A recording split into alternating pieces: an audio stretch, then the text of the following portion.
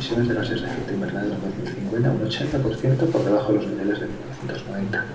Consecuentemente, en todos los ámbitos se plantea una obsolescencia tecnológica inminente que resulta ya evidente en el sector de la producción electricidad y que progresivamente se extenderá al transporte, la comunicación y la agricultura y al resto de sectores industriales. Es previsible que las demandas sociales relativas a la patrimonialización del legado de la industria reciente aumenten, por lo que se hace necesario reunir estrategias y argumentos para afrontar un proceso de valorización sensible a la par que riguroso. A partir de este marco de referencia, con esta comunicación buscábamos contribuir a la sesión sobre patrimonio y cambio climático con un acercamiento académico a algunas cuestiones cuantitativas y cualitativas que, en nuestra opinión, deberían considerarse en el debate patrimonial que rodea el desmantelamiento de las instalaciones industriales que han constituido agentes activos en la emisión de gases de efecto invernadero. ¿Cuántas instalaciones se están viendo o se verán afectadas? ¿Cuántos testimonios se conservarán? ¿Cuántas hubo? ¿Qué características presentaban? ¿Quién y cuándo las impulsó? ¿Qué valores se les puede atribuir? ¿Qué iniciativas de patrimonialización han despertado? Para dar respuesta a estas y otras preguntas, en los próximos 10 minutos trataremos de reunir los distintos argumentos y condicionantes que se plantean en torno a este debate, ofrecer un primer registro cuantitativo de instalaciones ligadas al sector energético y exponer nuestra propuesta de estudio y evaluación del interés patrimonial del legado industrial reciente. Son múltiples las aproximaciones que abordan las amenazas del cambio climático sobre el patrimonio natural, histórico o vernáculo. Sin embargo, encontramos escasos estudios académicos que exploren la problemática cultural que rodea las medidas de descarbonización. Y aunque existen interesantes trabajos introductorios al tema del patrimonio de la energía y la valorización de sus paisajes productivos, en 2022 todavía se echa en falta un registro integral de las instalaciones energéticas de interés patrimonial en España y en Europa, así como una relación precisa de las instalaciones afectadas por las políticas medioambientales y su correspondiente estudio arquitectónico. Esta última cuestión es más relevante si cabe a la hora de explorar la valorización de los paisajes de la industria contaminante reciente y sus elementos caracterizantes, cuyo reconocimiento patrimonial todavía despierta reparos. El origen y devenir del legado edificado del sector energético en la segunda mitad del siglo XX viene siendo el centro de nuestras últimas investigaciones, dedicadas a estudiar la configuración del paisaje de la industria de impulso estatal y su imagen en los medios de difusión de la época. Nuestro análisis se integra en un proyecto coordinado con la Escuela de Arquitectura de la Universidad Politécnica de Madrid sobre la imagen y el paisaje producidos por el Instituto Nacional de Industria, INI, que reúne investigadores de distintas universidades españolas. El INI fue un organismo gubernamental con acción entre 1941 y 1992 que tuvo su origen en las políticas del norte autártico promovidos por la dictadura y que jugó un papel activo en la articulación del sector energético actual español. En una primera etapa, nuestro estudio ha planteado una minuciosa revisión documental de fuentes de muy distinta naturaleza que nos ha permitido disponer de un censo de 2.560 entradas ligadas a instalaciones de empresas participadas por el INI y sus filiales, activas entre 1941 y 1975, clasificadas por sectores, de las cuales hemos podido geolocalizar 1.406 enclaves, estando el 30% de ellos ligados al sector energético. Dejando de lado los proyectos hidroeléctricos, en este caso nos interesa incidir en el registro de instalaciones de combustión adscritas a empresas como Endesa, Eneco, Encaso, Encasur, Repesa, entre otras. Nuestro muestreo abarcará explotaciones mineras, tratamiento y transporte de carbón, centrales térmicas y subestaciones eléctricas, centrales nucleares, explotaciones de uranio y plantas de tratamiento y enriquecimiento. También refinerías de petróleo, embarcaderos, oleoductos, yacimientos petrolíferos, instalaciones asociadas a las redes de transporte y almacenamiento de hidrocarburos gaseosos, pero también hornos de combustión de otros sectores industriales. En este plano de síntesis resulta evidente a primera vista el papel activo de las empresas de línea en la articulación del sistema energético español, que hoy es objeto del programa de descarbonización. Para ofrecer una panorámica más amplia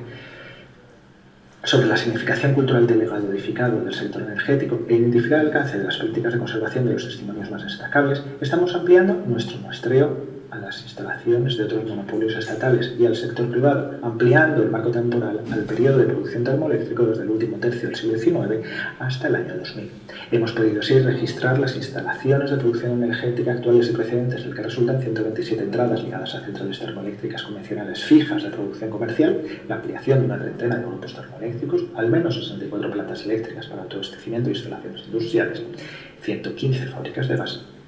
y 15 establecimientos destinados a la producción de energía nuclear de uso civil, así como precisar su estado de conservación. También hemos registrado 16 refinerías de hidrocarburos, así como las instalaciones de butano. Esta tarea de registro se extiende a yacimientos energéticos, prestando especial atención a las distintas intervenciones a las que están siendo sometidas sus instalaciones. En este censo se incluye el periodo de actividad, los agentes promotores, fechas de proyecto y ejecución, ingenieros y arquitectos implicados, el repertorio arquitectónico empleado y las soluciones constructivas, su estado de conservación o las figuras de protección cultural, entre otros datos.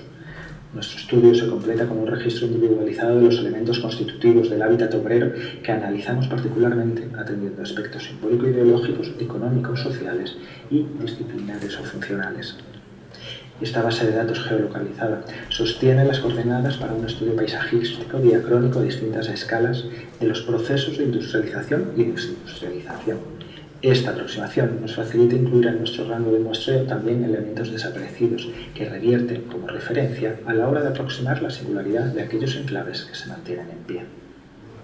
Innovaciones técnicas y constructivas, experimentaciones formales, renovación y reinterpretación de repertorios arquitectónicos y estrecha vinculación entre espacios productivos y habitacionales, consideraciones paisajísticas y funcionales a distintas escalas, influencias internacionales o materialización de contextos ideológicos locales, integración de artes y diseño integral en el espacio industrial son algunos de los aspectos a considerar en torno al legado de la energía.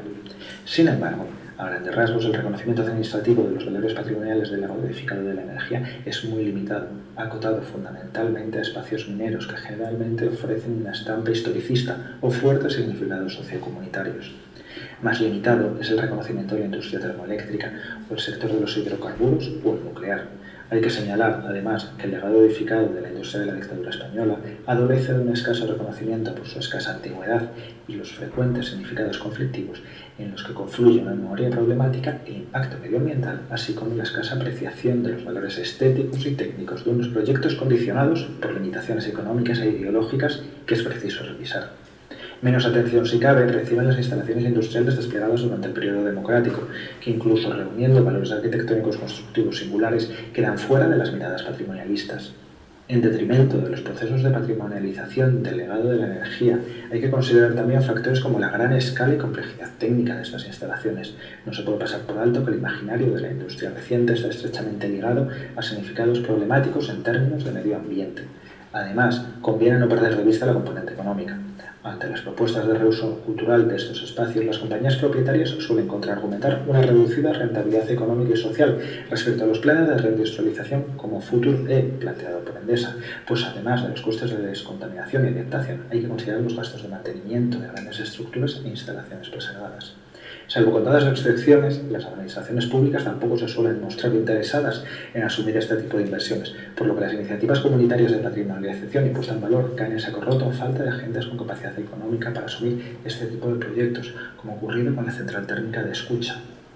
en Teruel. La normativa ambiental exige la descontaminación de las instalaciones energéticas y mineras que se cierren y a falta de figuras de protección cultural se exige además su desmantelamiento y rehabilitación ambiental. Intereses inmobiliarios y lucrativos persisten en torno a las instalaciones insulares de estos complejos obsoletos. Además de las ganancias derivadas de la venta de chatarra, hay que considerar las posibilidades urbanísticas de recalificar estas parcelas, así como las posibilidades de explotación industrial de la zona o actualizar los sistemas de producción energética a fuentes de energía renovable, como ocurre con los antiguos lavaderos de la Recuelva en León, amenazados por derribo para hacer hueco a una estación fotovoltaica. En cualquier caso, cabe señalar que la sensibilidad patrimonial por el legado edificado de la energía es un fenómeno muy reciente, que se ha visto reforzado a raíz de la polémica suscitada en torno a la descarbonización del sector. El proceso de cierre de las centrales de producción térmicas y nucleares activas más antiguas se viene implementando en las últimas 3 décadas bajo la supervisión del Gobierno central sin grandes reparos, salvo en el caso de la central térmica de Burceña, como dan cuenta los procedimientos públicos de Huelva, Cádiz, Almería, Puertollano, Aceca o Cubelles. Tampoco se registraron alegaciones por motivos culturales a los derribos de Anllares, Compostilla II o La Robla. Sin embargo, ha sido a partir de 2019, cuando en paralelo a la clausura de la minería del carbón 2018, el cierre y consecuente desmantelamiento de las centrales térmicas ha derivado en una sucesión de derribos y chimeneas y torres, desatando la polémica a distintos niveles en las cuencas mineras, a raíz de la notoria ausencia de figuras de protección cultural de estos elementos, tarea de competencia autonómica. Una revisión de los inventarios de patrimonio industrial desarrollados por las comunidades autónomas da como resultado, en caso de que sean accesibles a la ciudadanía, que buena parte de estas instalaciones ni siquiera estaban inscritas, denotando un escaso interés por la arquitectura industrial contemporánea de la segunda mitad del siglo XX. Según los datos manejados, la catalogación de inmuebles protegidos y su eventual intervención se han ido acotando a elementos decimonónicos o de la primera mitad del siglo XX, como las centrales térmicas de Ponferrada o Málaga. Aquellas comunidades autónomas con una normativa más exigente, como el caso del Principado de Asturias, han requerido el registro documental de las instalaciones afectadas, pero ninguna de las centrales térmicas ni nucleares en proceso de desmantelamiento hasta 2020 fue objeto de políticas de conservación, con la excepción de la chimenea de la central térmica de la Misericordia de Málaga y la central de San Adrián de Besós de Barcelona.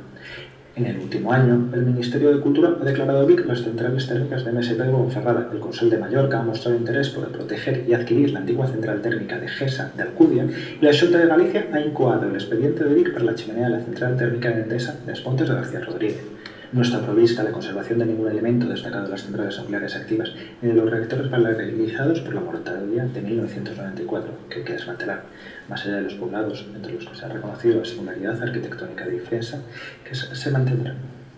En fin,